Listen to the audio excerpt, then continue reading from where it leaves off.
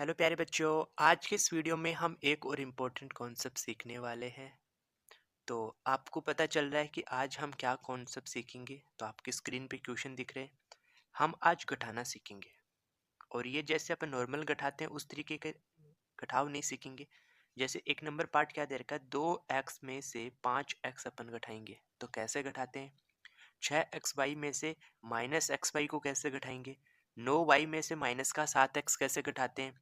B square minus ए square में से ए square minus B square कैसे घटाते हैं। तो हम क्वेश्चन अपन डिस्कस कर रहे हैं। ये जो कॉन्सेप्ट है, ये जो बीजीय व्यंजक एल्जेब्रिक एक्सप्रेशन वाला जो चैप्टर है उसका ये कॉन्सेप्ट है जो हम यहाँ पे डिस्कस कर रहे हैं। देखो बहुत सारे एग्जाम्पल अपन समझेंगे जिनको सीखने के बाद अगर आपको यहाँ कोई डाउट भी है तो वो डाउट आपका अच्छे से क्लियर हो जाएगा।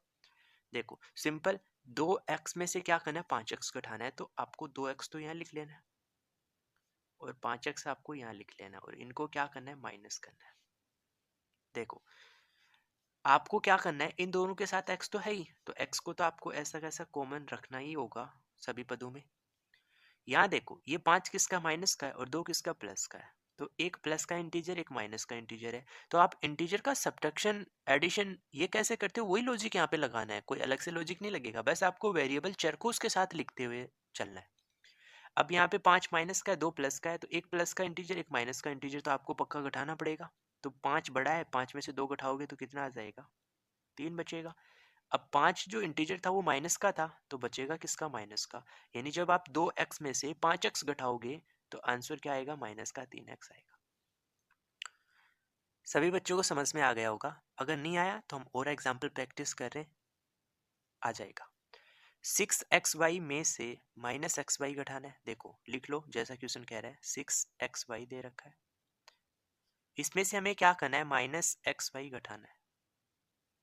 घटाना है तो यहाँ माइनस लगा दूंगा। ये माइनस तो इसके साथ है तो वो अंदर ब्रैकेट में मैंने बंद कर दिया, ये माइनस लगाया क्योंकि मुझे यहाँ पे घटाना है। अब देखो ये 6xy मैं ऐसा कैसे लिख दूं यहाँ पे।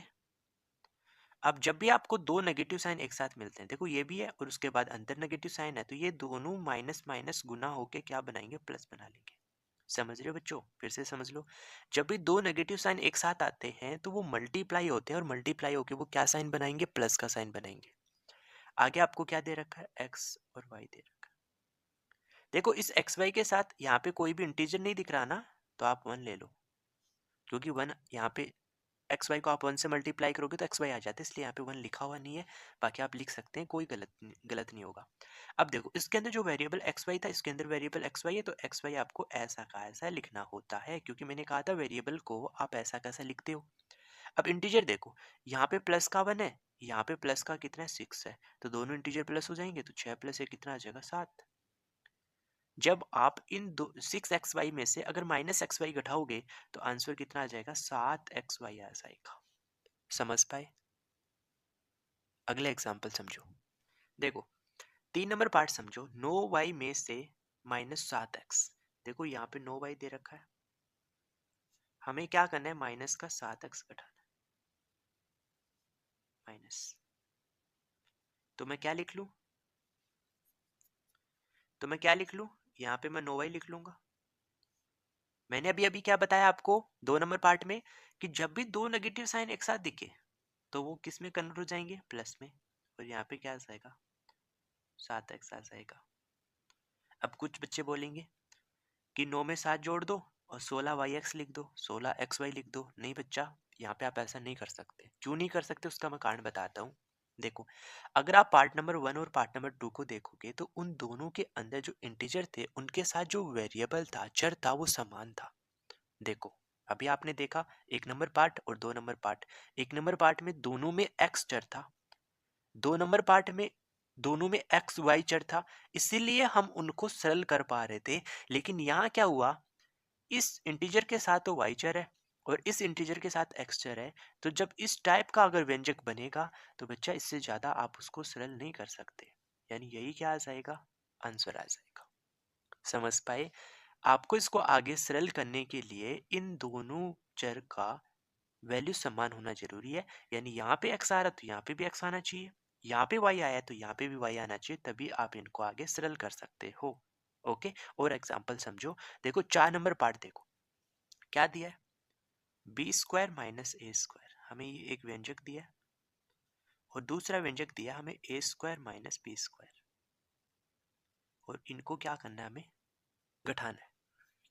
देखो कैसे आप इसको सरल करोगे, एक नया पार्ट बना है।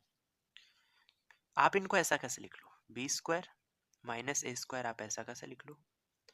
देखो यहाँ ब्रैकेट में दो टर्म है और ब्रैकेट के बाहर माइनस का साइन है, तो ये माइनस का साइन इस ब्रैकेट के अंदर जितने भी टर्म है उन सबसे गुना होगा, उन सबसे गुना होने वाला है। तो यहाँ पे आपको ए स्क्वायर के आगे कोई साइन नहीं दे रखा, इसका मतलब ये प्लस का है। आपको क्या करना है, इस माइनस को इन दोनों पदों से गुना करना है। तो ये प्लस है और माइनस, प्लस और माइनस गुना होता है तो माइनस बनाता है, और यहाँ पे क्या आ जाएगा, ए स्क्वायर आ जाएगा। यहाँ माइनस का साइन है और यहाँ माइनस का, तो माइनस से माइनस गुना करोगे तो क्या आएगा, प्लस आएगा, और यहाँ पे क्या आ जाएगा, बी स्क्वायर आ जाएगा। जिन बच्चों को नहीं पता है तो मैं आपको बता दूं कि अगर दोनों साइन समान होते हैं और उनको अगर गुना किया जाता है तो रिजल्ट हमेशा क्या आता है, पॉजिटिव आता है। अब ये दोनों साइन पॉजिटिव ले लोगे और इनको भी अगर आप गुना करोगे तो क्या आएगा, पॉजिटिव आएगा। देखो दोनों साइन एक जैसे हैं, गुना करने पे प्लस ही आता है। अगर यहाँ पे मैं एक साइन प्लस ले लूँ, एक साइन माइनस ले लूँ और इनको गुना करूँ तो रिजल्ट क्या आएगा, नेगेटिव आएगा। अब मैं पहले चाहे नेगेटिव ले लूँ, बाद में पॉजिटिव ले लूँ, तो भी रिजल्ट क्या आएगा, नेगेटिव आएगा। तो ये साइन का थोड़ा सा रूल आपको पता होना जरूरी है, वही मैंने यहाँ पे यूज किया। ये प्लस था, ये माइनस था, तो मैंने क्या बताया, एक माइनस होता है एक प्लस होता है, तो माइनस देता है, मैंने यहाँ पे माइनस लगाया था। ये माइनस है, ये माइनस है, और जब दोनों माइनस होते हैं तो वो रिजल्ट में क्या देंगे, प्लस देंगे, इसलिए मैंने यहाँ पे प्लस लगा दिया। ओके, अब आगे देखो, यहाँ पे बी स्क्वायर दे रखा है और बी स्क्वायर दे रखा है। इस बी स्क्वायर के साथ आपको इंटीजर कुछ नहीं दिख रहा तो वन ले लो, इस बी स्क्वायर के साथ भी आपको इंटीजर कुछ नहीं दिख रहा, वन ले लो। ए स्क्वायर के साथ इंटीजर आपको कुछ नहीं दिख रहा, वन ले लो, और यहाँ पे भी क्या ले लो, वन ले लो। अब ध्यान से समझो, ए स्क्वायर और ए स्क्वायर आप इन दोनों टर्म को जोड़ सकते हो, क्योंकि इन दोनों के अंदर जो चर है वो समान है। यहाँ पे भी ए स्क्वायर है, यहाँ पे भी ए स्क्वायर है, तो आप इस समान चर को तो ऐसा कैसे लिख दोगे। अब इसके साथ -1 है, इसके साथ -1 है, दोनों को जोड़ के क्या बना दोगे, -2 बना दोगे, क्योंकि दोनों ही इंटीजर माइनस के हैं और माइनस माइनस तो प्लस बनता है, इसलिए -1 और -1 माइनस का 2 बन जाएगा। इसी प्रकार यहाँ पे बी स्क्वायर दे रखा है और प्लस बी स्क्वायर दे रखा है, तो दोनों के साथ चर क्या है, समान है, तो ऐसा कैसे लिख लो। अब इसके साथ भी +1 है, यहाँ पे +1 है, तो +1 क्या बन जाएगा, प्लस का 2 बन जाएगा। तो जब भी आप बी स्क्वायर माइनस ए स्क्वायर में से ए स्क्वायर माइनस बी स्क्वायर घटाते हो तो ये आंसर आएगा -2 ए स्क्वायर प्लस 2 बी स्क्वायर। सभी बच्चों को ये पार्ट समझ में आ गया होगा। ओके, और एग्जाम्पल समझते हैं अपन। देखो ये दो एग्जाम्पल आप और समझिए। -7 एक्स स्क्वायर में से हमें 10 एक्स स्क्वायर क्या करना है, घटाना है। यहाँ पे -7 एक्स स्क्वायर दे रखा है, ये भी किसका बन जाएगा, -10 एक्स स्क्वायर बन जाएगा। आप देख रहे हो दोनों पदों में जो चर है वो एक्स स्क्वायर समान है, तो ऐसा कैसा आप ले लो उसको। यहाँ इंटीजर में कितना है, 10 माइनस का है, और यहाँ इंटीजर में -7 है, दोनों नेगेटिव होने के कारण माइनस माइनस प्लस होगा, यानी 10 में 7 जोड़ोगे तो 17 आ जाएगा, और दोनों ही नेगेटिव इंटीजर हैं तो यहाँ पे आएगा कितना, -17, यानी इन दोनों को घटाने पर आपको आंसर मिलेगा -17 एक्स स्क्वायर। एक लास्ट एग्जाम्पल अपन और समझते हैं। यहाँ पे 5b में से 3a घटाना है, तो 5b मैं यहाँ पे ऐसा कैसे लिखता हूँ, 3a मैं यहाँ पे लिखता हूँ, इनको मुझे क्या करना है, घटाना है। अभी अभी मैंने क्या बताया था 3 नंबर एग्जाम्पल में कि दोनों के साथ जो चर है वो समान आना चाहिए। क्या यहाँ पे है समान, नहीं, यहाँ पे a है, यहाँ पे b है, तो आप इससे ज्यादा इसको सरल नहीं कर सकते। इसमें यही क्या मिल जाएगा, आंसर मिल जाएगा। तो आई होप सभी बच्चों को आज का कॉन्सेप्ट समझ में आ गया होगा। आप मुझे कमेंट करके ज़रूर बताना, जिससे मुझे पता चले कि आपको ये कॉन्सेप्ट समझ में आया या नहीं आया। और ऐसे ही बेसिक कॉन्सेप्ट सीखने के लिए, अपने मैथ्स को स्ट्रॉन्ग करने के लिए आप अपने इस चैनल के साथ ज़रूर जुड़ जाइए। Okay, thank you for watching video.